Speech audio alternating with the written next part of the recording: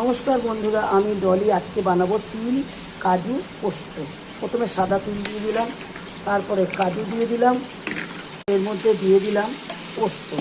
এবার এটাকে আমি ভালো করে পিষে নেব, হালকা করে পেস্ট করে নিয়ে এর মধ্যে দিয়ে দেবো নুন, টমেটো, চিনি, দিয়ে দিলাম কাঁচা লঙ্কা।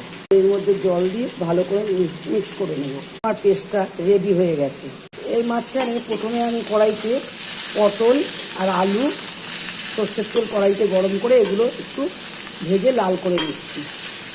এর মধ্যে দিয়ে দেবো হলুদ, দিয়ে দেবো নুন। এবার এটাকে ভালো করে নেড়ে চেড়ে নেব।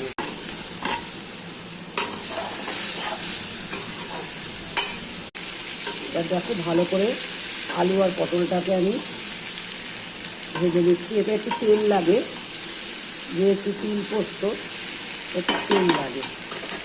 এবার এর মধ্যে সমস্ত পেস্টটা আমি ঢেলে দেবো।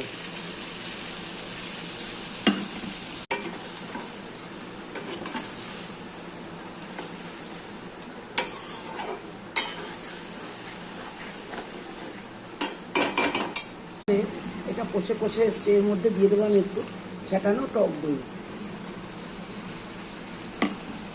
পোস্তর বাটি ধোয়া জলটা দিয়ে দিলাম। এবার অল্প চিনি দিয়ে দেবো।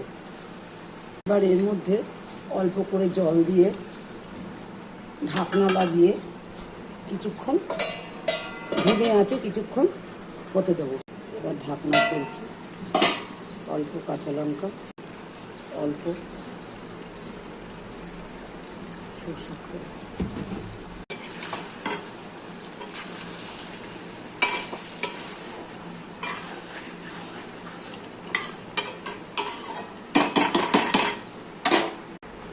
তৈরি হয়ে গেল আমার কাজু তিল পোস্ত।